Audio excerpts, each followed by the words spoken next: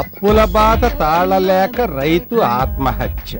పాప వడ్డీ వ్యాపారులు రాబందుల్లా పీడించి రాష్ట్రంలో రైతుల మరణాలకు కారణమవుతున్నారు.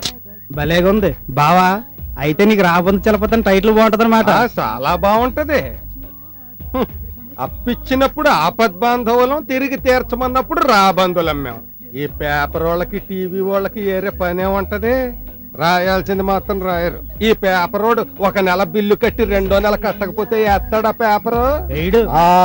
ఆడి డబ్బాడికి ఇలువ. మేము మాత్రం డబ్బు అడిగేసరికి రాక్షసులు ఇళ్లలో అయిపోతాం. మరి బాబు ఎళ్ళకోలేంట్రా నాకు. నువ్వు కూడా వదలవు కదా. డబ్బు వస్తున్నా నా డాన్స్ టెర్రస్ అతికిస్తుంది నువ్వే కదా. సర్లే సౌండ్ తగ్గించేసుకోమా. రేపు సౌండ్ తగ్గించి ఎగురుకోండి. కాఫీ అయ్యిందా? ఒరే సీన్ గా ఇలా రారా.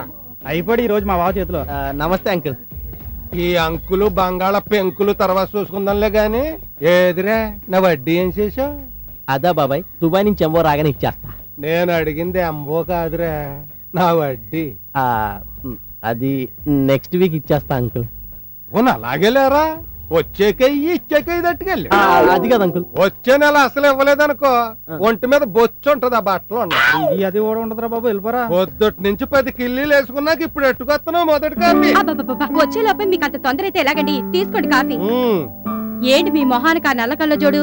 మీరు ఏదైనా కాలేజీ కొన్నాడనుకుంటున్నారా? మీకు ఆ సూట్ అవ్వలేదు, తీసేయండి. కట్టుకున్న మొగుడు స్టైల్ గా ఉంటే చూడరు.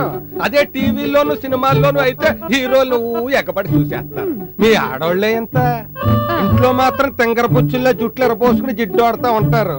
బయటికి వెళ్ళేసరికి ఫ్యాషన్ పెరేడ్లు చేసేస్తారు. పెళ్లిళ్లలోను పేరెంటాల్లోనూ బుట్ట బొమ్మల్లాగా పట్టు చీరలు కట్టి పౌడర్లు కొట్టి లిప్స్టిక్లు రుద్ది వగలిపోతా ఉంటారు. పొరపాటున మిమ్మల్ని కదిలించాను కదండి, ఇక నన్ను వదిలేయండి. అలా వదిలేసి అదృష్టం ఏడుచుంటే ఎప్పుడో నిన్ను వదిలేసి అవత్తనో చేసుకుందును. ఏం చేస్తున్నా నీ కూతురు? పొద్దుననగా సింగారించుకుని రోడ్డు ఎక్కింది, ఇంతవరకు ఇల్లు చేరలేదే. తను చూసినాయి కదా బాగా వెళ్ళింది.